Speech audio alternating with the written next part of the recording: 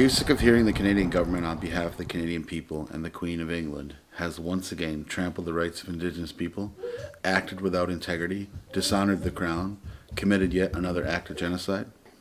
Do you want the wrongs of the past to be reconciled, such that the Canadian people and the Indigenous nations can live side by each in peace and friendship? I'm running an Indiegogo campaign to give you the opportunity to support peace and friendship, reconciliation, and to put an end to the negative relations between Ungwahuma people and the Canadians.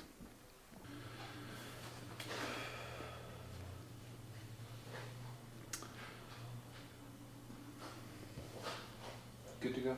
Okay, I'm just trying to collect my thoughts. I actually find this really hard to do when I have to say something really specific, but all right.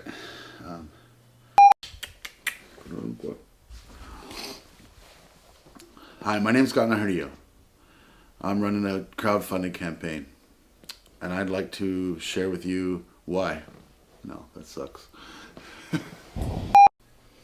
You're basically just talking about your case and what happened. You want me to just talk, and then we can just cut and paste or whatever? Hi, I'm Kanenhariyo. I'm a father of 5. I live here at Six Nations on the Grand River. I'm from the community of Untitled, commonly referred to as Tyendinaga.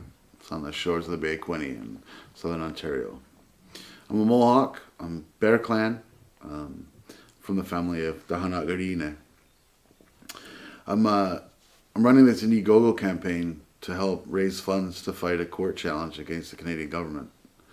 You see, my people have a 300-year plus treaty relationship with the Crown that clearly defines how we're to deal with issues when we have a dispute.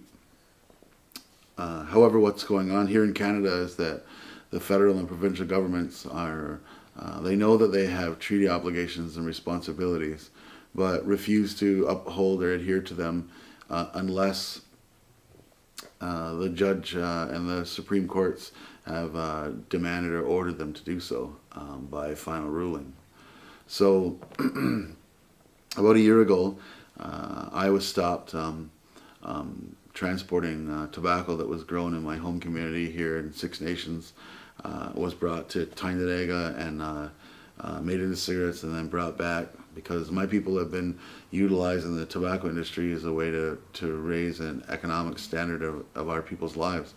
When I was a kid, there was lots of houses with tar paper shacks and nobody had a new car, and people were poor.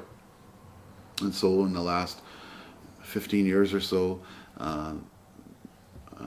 all of our people have been in some way affected by the tobacco industry that has been developed by our own people, and it has a positive impact in our communities.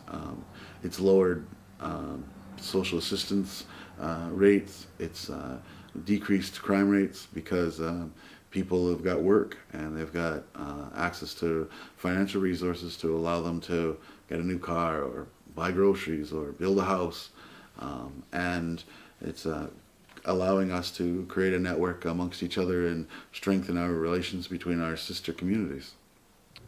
So what happened was I got stopped on my way back from Tyendinaga, and it was a routine truck and trailer inspection, and the provincial police seized my tobacco, and they gave me 2 fines.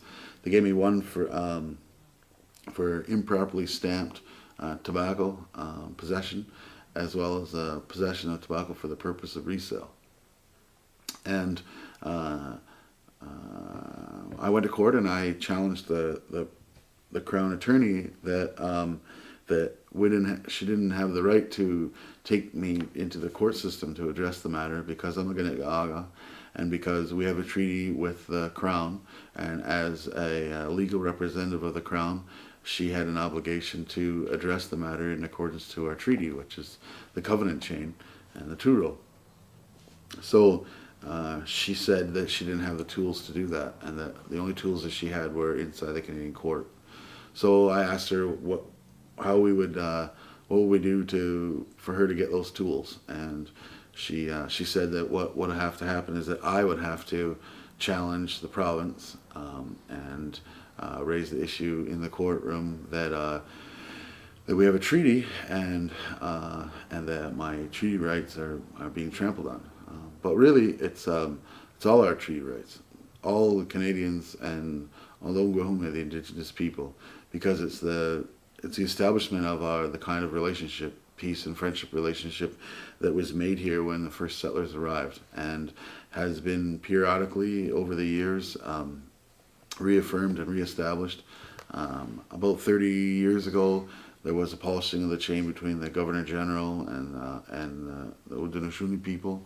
And as recently as 2010, the Queen of England came here, who is the head of state of Canada, and she reaffirmed our 300 plus year relationship as allies and as friends and as subjects. The Silver Covenant chain was brought to my people of Haudenosaunee and all of our allies by the British. And the British wanted to secure a trade and peace and friendship relationship with the Indigenous people here in North America. And so to do so, they wanted to forge a peace and friendship that would last forever. And so what they said was that they wanted to have a chain of friendship between us that would be made of silver. And that if we ever came upon a time when we had issues between us, or that there were some sort of disputes, that we would be able to sit down and we could pull on that chain and get the other's attention, sit down together, exchange gifts, in other words, pay for the assembly, and then discuss a mutually beneficial arrangement to address whatever it was that how the expression is that has tarnished the relationship. And so I'm simply asking that from now on and into the future, instead of my people being dragged into the Canadian court system, that we sit down and we polish the chain and we address the issues. Because my people have the right and the responsibility to be independent of Canada, and that we have the right to be responsible over our own selves. And if our people have done something wrong, then it's our obligation and responsibility to make to rectify it, to come up with a judgment that will be satisfactory, either for ourselves or in the case where a relationship has become tarnished with the Canadian population, who are British subjects. The provincial and the federal police, the RCMP, along with the support of the Department of Justice and Revenue Canada, have been running for a couple of years now a fairly strong campaign propaganda machine to suggest that the tobacco industry is financing terrorism or financing gangsterism, and then the proceeds from the tobacco industry are proceeds of crime. Truth be known, the tobacco industry is family run, and it's people, and it's not gangsters. It's just everyday common people who are trying to find a solution to raise themselves out of the economic slum that the federal and provincial government has forced on us. And so the reason why my case is so important is because I've said to the Crown, well, wait a minute, we have a treaty relationship and you need to uphold that. And if you are having an issue with something that we're doing, then you need to sit down at the table with us and you need to negotiate that, and you need to polish that friendship so we have a mutually beneficial outcome, not one that's just beneficial for the province of Ontario or for the federal government or for the Canadian people, but one that is mutually beneficial economically, as well as respectful and fair. And so as Indigenous people, we're continuously being bombarded with tactics of trying to avoid their treaty obligations. So when I asked the Crown to provide me in writing that the treaty's no good, or that they're not going to uphold it, or that it's not valid, or that it doesn't suit in this case, they refuse to do so. They refuse to give that to me in writing. And the reason is because they know they're obligated. They know that we have those treaty relationships, and that when Canada was forged in 1867, they took on the responsibility that the Crown had over all the treaty relationships that the British government had made with the Indigenous people here in the Americas.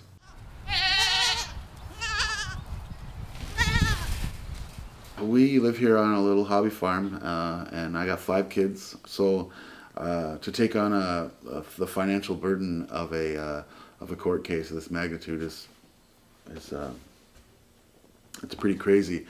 I'm running this Indiegogo campaign because I simply don't have the financial resources or the ability to be able to raise this huge question and to pay for the legal costs and the research costs and all the other associated costs with that on my own.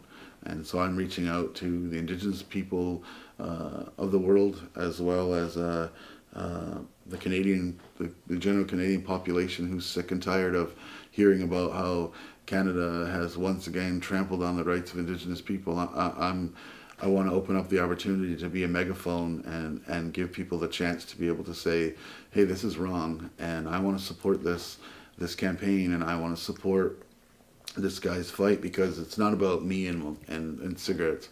It's about our relationship as Indigenous people and as Canadians, and we already have the tools to reconcile.